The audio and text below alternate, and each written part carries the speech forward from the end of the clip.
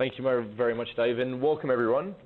Thanks for taking your time this afternoon to really just share about maybe 25, 30 minutes with us. Just really looking at some concepts, some ways in which you really can look to deep dive and gain more control in both the services that you are providing, and also the ways in which you can gain some greater, visibility into the services that perhaps you should or should not be offering. So thanks, Dave, for the introduction, and we'll kick things off. So what we're going to cover in this session in the next half an hour or so is, for those of you who are new to Autotask, haven't come across us in the past, we're actually going to talk about just who we are as a company, where we've come from, certainly where we're going. And also, then we're going to move into actually managing your managed services with Autotask and Enable. Okay, we're brought together by a great technology partner in Enable, and it's great to have them on board. There is also absolutely a Q&A session throughout. If it's something of relevance to that screen, great. Just pop it in the screen on the right-hand side, and we'll address it there and then.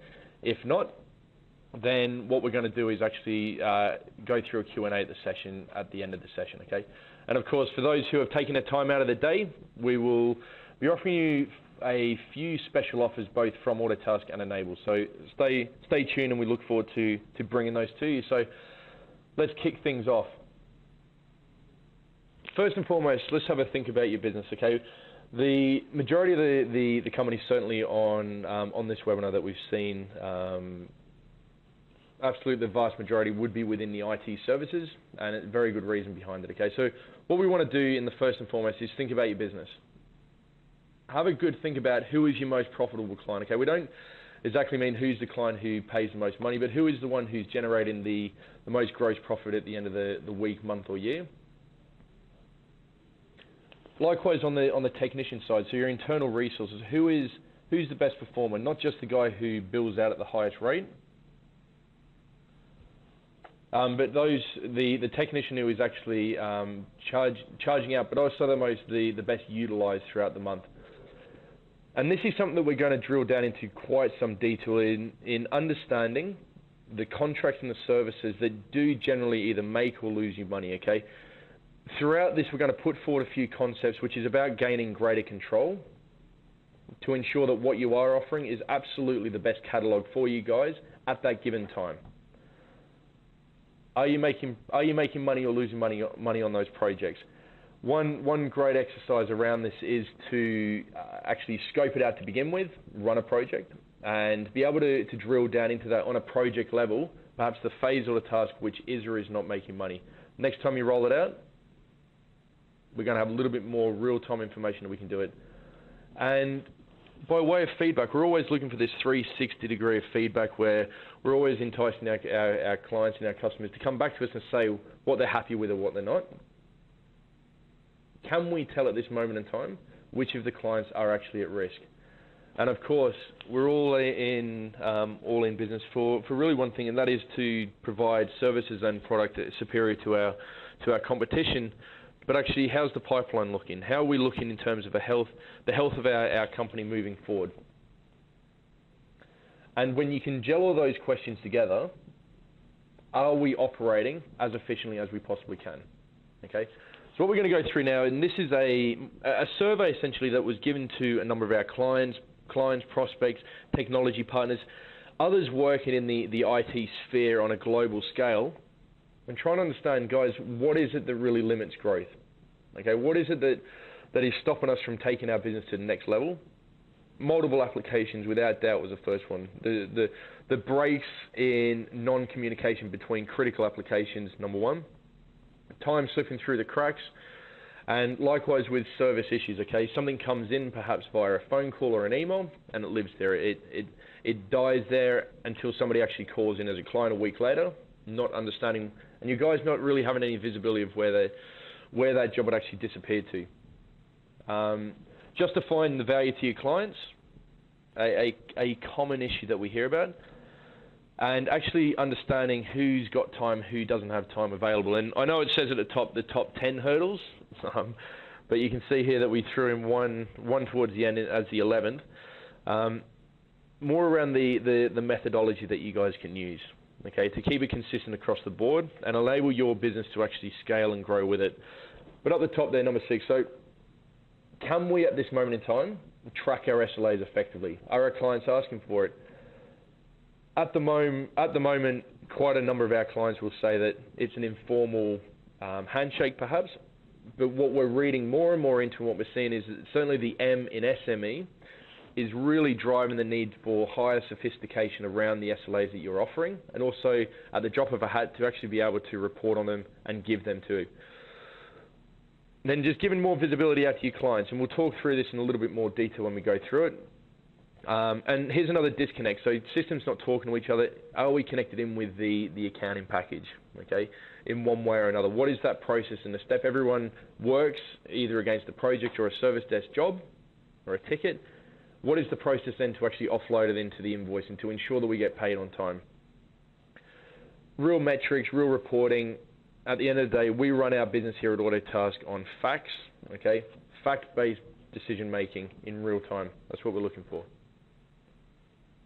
So for those of you who are new to Autotask, haven't really come across us before, by way of introduction, okay, we are the world's #1 provider of cloud-based IT management software. Okay, we've been operating now from the cloud going back a little over, nearing on 12 years now. Okay, so you've got a huge amount of experience in offering our hosted solution, guaranteeing 3 nines, been achieved 4 nines trailing over the last couple of years, and this is really the space that we look at. Okay, we are geared to help IT companies take a client from cradle to grave. And what I mean by that is from winning them on to implementing them to supporting them to billing them, okay, and then going back and doing it all again. That's really where Autotask joins into it, okay?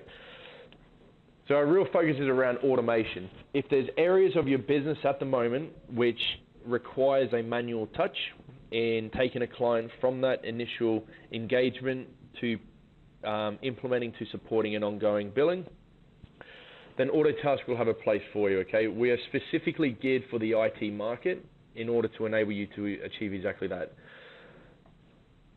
And on top of that, okay, we understand that certainly the IT sphere that we all play in and work in is an incredible network, and it's very close-knit. So it's not just you guys as a company. Perhaps there's ticket sharing. Perhaps there's internal help desks that you guys are supporting or working with and need to just want to have a little bit more control on. Giving your clients in terms of clear visibility of updates in their jobs, how they're getting on it, an easier point of reference for them to actually go in and log jobs perhaps. If you're utilizing third parties, okay, great. If they're working with Autotask, that's perfect. We can connect database and you can share tickets straight away. Perhaps there's a third party that you trust, you rely on. Perhaps you've met them at an Enable conference down the line or in the past and you trust them. They're out in Perth, you want to share them tickets. This is the sort of information that you guys go through in order to perhaps in that third stage of supporting the client. Okay, through your network, we can help achieve that. The idea is to replace in the region of between 4 to 5 to 6, we've heard more, but different applications into one integrated solution. And for those, for the enables of the world who certainly not the area that we play in, we open up our APIs in order to plug into them. Okay, so onto this screen, this engulfs the whole of Autotask really as a company. In terms of our openness, okay, we are absolutely open at the front end. We have had a huge investment over the past 12 to 18 months in order to go across browser, okay, and also with the smart devices that matter, so iPhone, Androids, iPads. We understand that mobility is something that is key and king in this world in order to get your text to entering their time ASAP. Okay, we give you that capability. We're also open at the back end. We understand what we do really, really well as a business, okay, and we open up our API to enable to plug into us, okay, and we'll talk through some of the levels of integration that can be achieved and some real automation pieces around that to allow you to get back to doing what you do best. Also the likes of Calendar and Exchange with Outlook. There's a number of quoting packages as well that we do plug into, enabling you to have the the engine room, which is Autotask, talking to all your disparate applications, okay? If we don't replace it, we want to be able to talk with it. That's the way we're looking at it. And, of course, the accounting package, so MYB, Xero, QuickBooks of the world. There's a host of others out there on the market that we do out-of-the-box talk to. So that's us. And also, of course, open in the middle. So as a company, we've got a very robust workflow engine, which allows you to essentially map Autotask in the way in which you want to do business and not the other way around. We'll certainly give you advice during the implementation phase. Okay, well, we look to be flexible enough to offer what you want. So here's the automation side of it. And talking with our clients, we see really an alert. An alert is really the trigger point to start anything. An alert can come from perhaps a client portal. It could be an email. It could be, of course, Enable picking up an alert and automatically transferring that over to Autotask, if that's the way you wanted to have it set up. Of course, the phone ringing off the hook of one of your clients. Okay, whichever way an alert comes in. Okay, the first thing we're going to do, we want to automate a ticket being created. So at this point, no manual touches actually come into this at all. Okay, but this isn't where it stops. Okay, the automation side of it doesn't actually allow for tickets in, let's work on it. It's not quite there yet. What we're going to actually do next is understand perhaps what customer it is. Is it what level of client are they? Okay, what notifications? Who does this specific technician? Who does this technician actually? Which clients does he actually report with straight away? Okay, allow the automation to position that ticket so when your engineer actually logs in and looks to work on the next job, automation is driven priority and not just simply the loudest client. We go one step further as well. So prior to actually your technicians actually entering time on it, all we need them to do is enter their time into notes. If it's an out-of-hour contract, if it's a block-hour client that you're working with, if it's a specific incident-based client perhaps, that's all going to be managed in the next stage when we're actually going to bill for it. But when your clients enter their time and notes, allow automation to decide how much or how little they're going to be billing. Okay, and how many hours perhaps out of that block-hour contract are we going to deduct? And the last part of it, obviously very, very important, why we're all in business, to actually get it out the door and invoice it on time in an accurate fashion. Okay, as I mentioned, APIing into a number of the leading accounting packages out there, or of course you can invoice directly out of Autotask. It's completely up to you. So the first stage of this is actually going to talk now about greater control, and we've seen and done this overview in this presentation a number of times now. And some of the feedback that we get at the back end of it is, well, I didn't realize that a solution can allow you to actually have greater control of what you're doing. The reason behind that is it allows you to scale. It allows you to build a bigger business in the sense that you know that these are the offerings that you have, and of course you can add in order to get a deal over the line, as we also hear. But what we're going to talk through a number of times is you have no doubt an idea, a very clear idea, if not a list of all the offerings that you have. Okay, they're probably going to be in multiple different systems at this moment in time. Really good exercise in actually cleaning that up to say, okay, what are we going to offer? And this is just one IT service bundle that we're going to give an example of. So, Mr. Client, we walk into the office and we're talking about how can we assist you, how can we differentiate against what you're currently getting, perhaps from if you have an outsourced IT department today, or perhaps you're on the hunt for one. But a client portal, for example, to give you visibility of the work that you're doing. Have a very quick point of call in actually being able to raise an alert, perhaps level 1 remote, to be able to pick up a phone or an email in, and we will work on your job immediately. Okay. It's a bundle that we can build. The areas around automation and escalation, the remote controlling, so even with the remote control aspect of the likes of Enable who have brought us here today. And of course, very important, we touched on justifying your value as one of the 10 or 11 key reasons why businesses stagnate. Okay, being able to either schedule out monthly reports or just being able to have them at your fingertip without any real manual work in order to grab them at all. So just one example there of a bundle that we're going to pick. And now it's around actually a little bit more housework in setting yourself up. Okay, what are your service desk metrics? What do you expect? What are your expectations? What are your clients asking for? Within here, we just want to understand what metrics, what are their expectations in the sense of, well, let's actually put in some places to say, okay, we will look to respond to you within 2 hours. Okay, it could be 1 hour, it could be 4 hours, depending on the level of client perhaps. Maybe it's just a response. What is that response? Is it an email? Is it an automated email that perhaps you even delay for an hour before it goes out? Is it the response that we're actually going to pick up the phone and actively work on it beforehand? A line in this housekeeping in the background will enable you to simply pick up the next job that is on the list and work on it in that time, in real time, okay? There's a couple of others now in the resolution. Now, this is used quite heavily in those who have perhaps some form of development work as well, some form of resolution around a bug, and then, of course, the resolution time. Now, we're not saying that all of these need to be used for every single client, absolutely not, and we're not even saying that perhaps if there's SLAs in place with your clients, great, we'll be able to map them. If you're not working with SLAs at the moment, also great. At some point down the line, your clients will ask for them. Okay, that is what all the analysts are saying at this moment in time. So what we also say is build out generic SLAs for you as an internal business. With that, when a client actually comes to you down the line and say, hey, we need 90% uptime, we need X, Y, and Z, we need you to respond within 1 to 2 hours.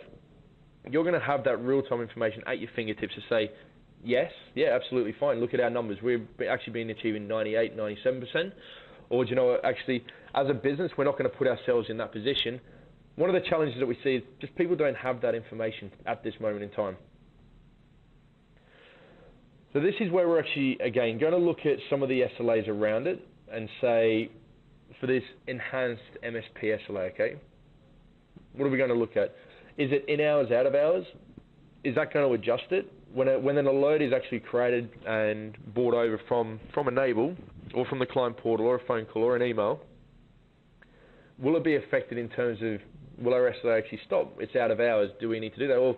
Or for the main client, the one who's demanded that we have round the clock 24/7. Okay, let's automate this even further. And what are our goals? What is our expectation? And what are we going to report on at the end of the month? And be able to show you in a tangible report with some really nice graphs and even color coded at the end of the month, where are the ticks and where are the crosses? Where have we fallen short? And then down the bottom, you can see, let's drive priority. Okay, this is all just simply going to help with workflows and automation that we're going to see in a little bit of time. And the first response. Okay, we touched on this a second ago. Resolution, plan, and resolve. This is where you can actually define them, set them up. Once they're set up, that's it.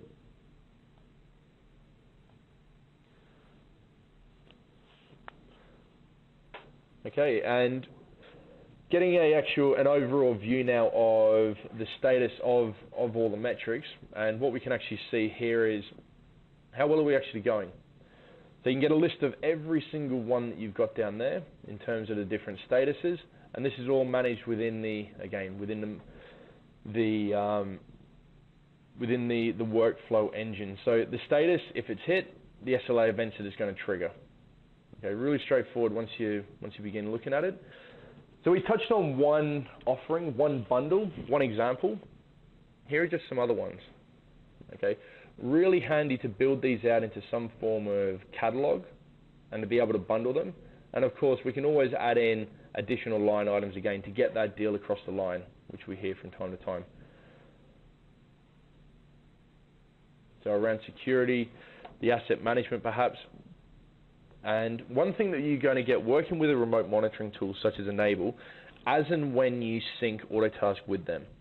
Okay, Enable does a phenomenal job in discovering the network. Their professional essential nodes does a great job in pushing it out and actually looking for all those endpoints and devices. On those devices live serial numbers, warranty information, installation dates, perhaps any other user-defined fields that you may have mapped across. When you sync the two together, it pulls it across. Immediately, you're going to have a neat and tidy attached to the client within the CRM, some form of asset catalog or a list of all the devices that you're supporting. Okay, on the asset management. And also down here, we've got a couple of other examples. So where Autotask really isn't limited to any number of SKUs or bundles, but have it all live within the system to simply say the different types of requirements that are coming in,